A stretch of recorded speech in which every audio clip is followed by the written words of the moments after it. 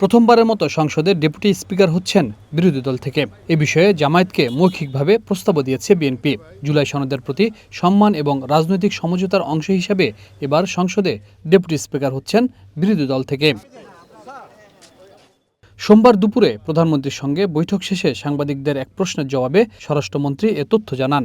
বলেন, প্রার্থী ঠিক করার জন্য বিরোধী দলকে মৌখিকভাবে প্রস্তাব দিয়েছে সরকার। আমরা জুলাই জাতীয় সনদের প্রতি সম্মান দেখি এবং জুলাই জাতীয় সনদে যে আমরা যেটা ঐক্যমতের ভিত্তিতে যেটা আমরা সমঝোতায় এসেছি, রাজনৈতিক সমঝোতার দলিল হিসাবে, সেটার বাস্তবায়ন এখন থেকে শুরু করতে চাই। সেই জন্য আমরা আমাদের দলের পক্ষ থেকে প্রধান বিরোধী দলকে আমরা মৌখিকভাবে আমরা সাক্ষাতে তাদেরকে অফার করেছি তারা যেন ডেপুটি স্পিকার তারা ঠিক করেন এবং সেটা সংসদে স্পিকার নির্বাচনের দিন একই সাথে নির্বাচিত হতে পারে। তাহলে এবারে কি উচ্চকক্ষ হবে? সেটা আলাপ আলোচনার বিষয়। তবে ডেপুটি স্পিকার দেওয়ার বিষয়টা এখন আমরা অফার করতে পারি। সরকারি দল হিসাবে স্পিকার এবং ডেপুটি স্পিকার দুটোই সরকারি দল নিতে পারে।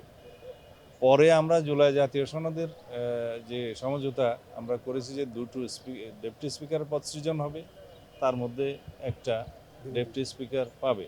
অবশ্য ওইভাবে বলা নাই, বলা আছে যে ডেপুটি স্পিকার একজন বিরোধী দল থেকে মনোনীত হবেন বা নির্বাচিত হবেন। সেটা আমরা এখনই অফার করেছি। ভবিষ্যৎ হোক নিরাপদ, বিনিয়োগ হোক বিশ্বস্ত, আর আমার পছন্দ সল্ট বে। ওয়েলকাম টু সল্ট বে। এদিকে বিরোধী দলের আপত্তি থাকা সত্ত্বেও ত্রয়োদশ জাতীয় সংসদের প্রথম অধিবেশনে রাষ্ট্রপতি ভাষণ দেবেন বলে জানান স্বরাষ্ট্রমন্ত্রী। চিঠি দিতে পারে। আমরা তো বলেছি যে এই যে কথা বলার অধিকারের জন্য, স্বাধীনতার জন্য তো আমরা জীবন দিয়েছি, দিতে পারে। কিন্তু আমাদের সংবিধান কি বলে, আমাদের প্রথা কি বলে, আমাদের ট্রেডিশন কি বলে, যে প্রথম অধিবেশনে সংসদের বৎসরের প্রথমে এবং নতুন সংসদ গঠিত হলে তার প্রারম্ভিক সেশনে প্রথম দিনে রাষ্ট্রপতি ভাষণ দিবেন। সেটা এখনো পর্যন্ত সংবিধানে বহাল আছে, প্রথা আছে, ট্রেডিশন আছে। সুতরাং সেই হিসাবেই হবে। কেউ যদি দাবি করে সেটা ভবিষ্যতে যদি সংবিধানের সংশোধন করে যে রাষ্ট্রপতি আর ভাষণ দিবেন না, সেটা তখন দেখা যাবে। সংবিধান সংস্কার পরিষদের কার্যকারিতা নিয়ে প্রশ্নের জবাবে মন্ত্রী বলেন, বিদ্যমান সংবিধানে নেই এমন কিছু এখন বাস্তবায়ন সম্ভব নয়। অসাংবিধানিক কোনো কিছু আমরা জাতীয় সংসদে উত্থাপন করতে পারি না।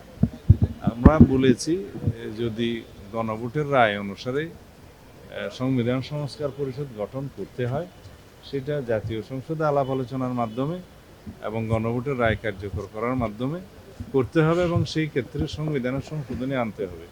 সংবিধানের সংশোধনী আনলে সেটা সংবিধানে ধারণ করার পরে জাতীয় সংবিধান সংস্কার পরিষদের সদস্য হিসেবে শপথ নেওয়া হবে কিনা, কারা সেই শপথ গ্রহণ করাবেন, কে করাবেন, কোন ফর্মে করাবেন, সেগুলো সব ধারণ করতে হবে।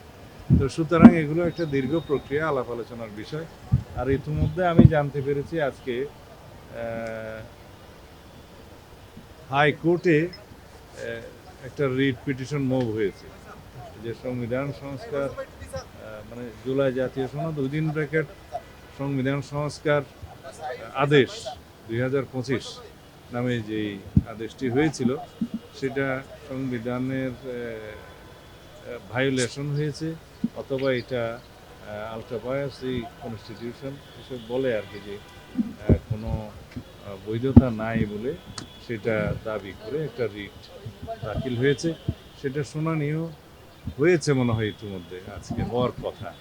তো দেখা যাক বিচার বিভাগ থেকে কি মতামত আসে, সেটাও আমরা জাতীয় সংসদে আলোচনার জন্য নিতে পারবো। এই সব বিষয় নিয়ে আইনানুগভাবে, সাংবিধানিকভাবে জাতীয় সংসদে আলাপ আলোচনার মধ্য দিয়ে সব কিছু বিবেচনা হবে। এটাই গণতান্ত্রিক চর্চা। আর অন্তর্বর্তী সরকারের 133টি অধ্যাদেশের ভবিষ্যৎ সংসদে আলোচনার মাধ্যমে নির্ধারিত হবে বলেও জানান স্বরাষ্ট্রমন্ত্রী। Habib Rahman, one news, Dhaka.